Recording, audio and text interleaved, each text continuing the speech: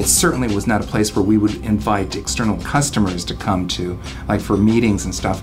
We would actually have meetings at the customer location, or at the most in our executive briefing center. Kind of a closed office, high partition type of a building, and employees didn't see a real positive atmosphere around there the last couple of years. It wasn't a setup as from a teaming perspective. Teams are kind of spread out across the entire floor or within different floors. So when teams needed to interact, they didn't seem to work together or interact as frequently as they do at the new location.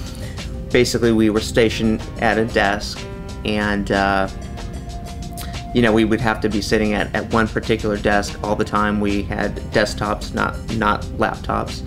And as a result of that, what you had was an environment that really was not exactly the best place to work. Glad to be out of there and into the new space, and that is for sure.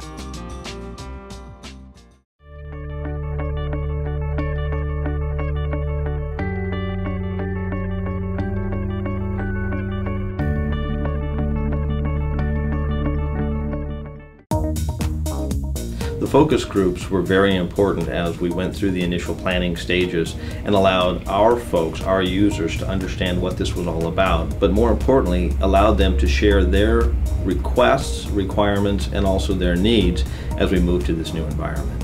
You know, a lot of times with our projects, the clients get what they had before, like for what we call like for like. If they had, you know, 8x8 cubes, then we'll give them 8x8 cubes, or if they had this many, then we give them the same number, count for growth, and that's it. And with the focus groups, we had the opportunity to talk to them and hear what they do and what they need to do their jobs. And we never get that level of interaction with them because all of us are so rushed. The clients were involved very early on, and because this was one of our first projects to be rolled out through the corporation, they had the opportunity to dedicate a number of their people to looking at the space, building models, figuring out the way they wanted their space to work. And so our team got to participate in that and see what it was that was important to the clients. There were several meetings that were conducted, not only which involved me personally, but also key members of my own team. And in those meetings, it was discussed in terms of what the environment was that we were migrating to, what was behind the reason for making some of these decisions, and what the benefits were of this type of new setup.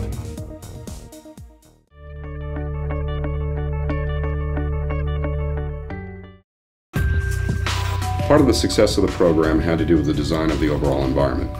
The diversity of spaces, we prefer to call them the diversity of places, enabled the worker to pick and choose where they would like to sit and or work. I like the fact that you can change your somewhat of a little bit of your environment every time you go from floor to floor, and that's actually, you know, a nice for me, because I don't like everything monotonous and sort of stamped out the same way. There are times when I need to step away from my desk in the open environment and go into one of the focus rooms to have a private conversation. I think that has worked very well, because in past environments, when I have been in a cubicle setting, it was often very difficult to find an available room, and I would say that in this particular environment, having designated workspaces for that type of privacy really has worked for me. The ability to move things around, like the whiteboards and the rolling chairs, all of those things that if we need to have some ad hoc, you know, meetings that involve teaming, that we can do that. Having some of the things that we didn't have at our other location, like the kitchen and the little meeting rooms and the breakout rooms, have helped from a teaming perspective and help people kind of come together in terms of, you know, networking and working, ensuring the best practices.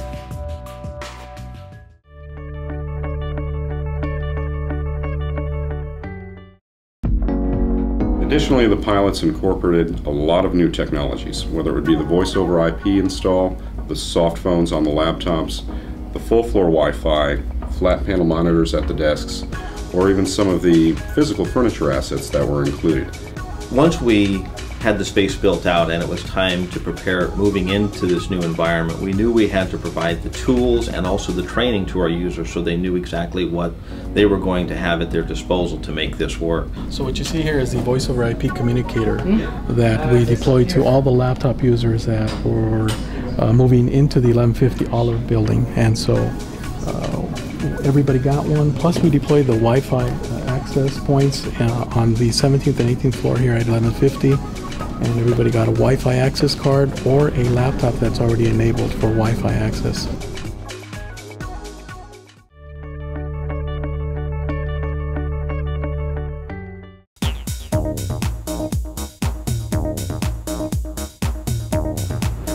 Okay, let me go ahead and give you your order number.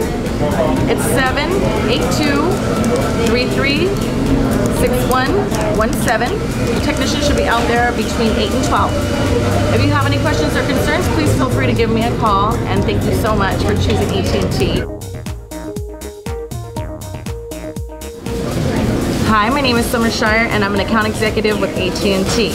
And we just came from a customer appointment, and I have some time in between appointments, so I've stopped at the Coffee Bean and Tea Leaf, which is a AT&T wireless hotspot, to go ahead and implement my orders from the last customer I just saw.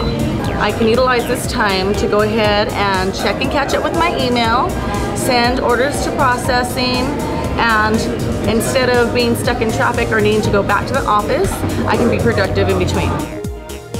I really appreciate the opportunity that AT&T has given us to be mobile employees. I'm able to go to a customer's location and pitch Wi-Fi and the hotspots are a good product, and really use my experience as a springboard and an opportunity to sell the product myself.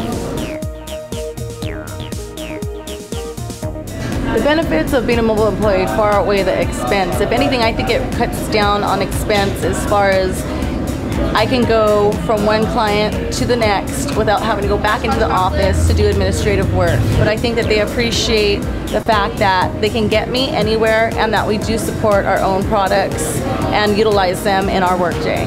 I can actually stop and be able to status everybody and make them feel comfortable that we're providing them the best customer service possible.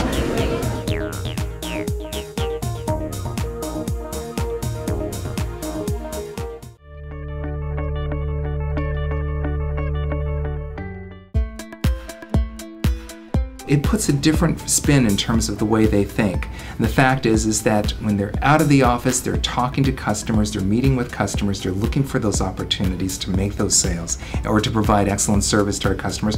But when they come back, the environment fosters this collaborative environment where people can talk to each other, and they want to talk to each other. They want to share the stories. They want to team and to work those issues together when they're here. I think it's made me more effective in that I can work from anywhere. I can work from home.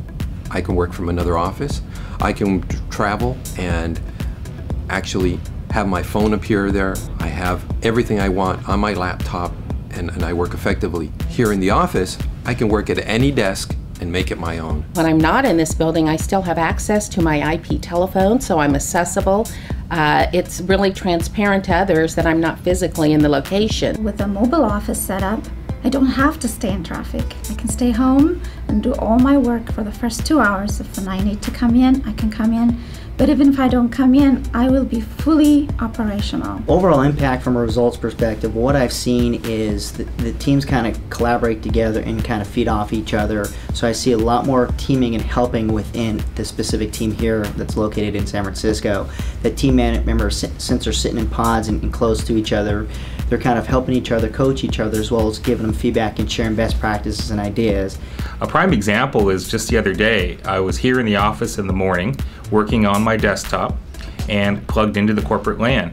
I then had meetings in San Ramon to attend, so I went out to San Ramon. I was able to wirelessly connect to the corporate LAN, check some emails and do some work out there, attend my meeting.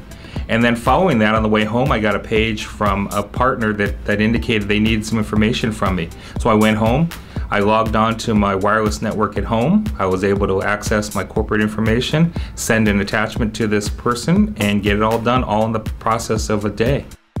And I would say that any company or any division, any department that has not yet adopted this system is losing a lot of productivity and money. The overall net was a savings in square footage, which saved approximately 17,000 rentable square feet. In the LA market, that was probably $500,000 a year. In addition, in San Francisco, we were able to take a net 13,000 square feet out of the overall footprint requirement and save an additional $60,000 a year in lease savings.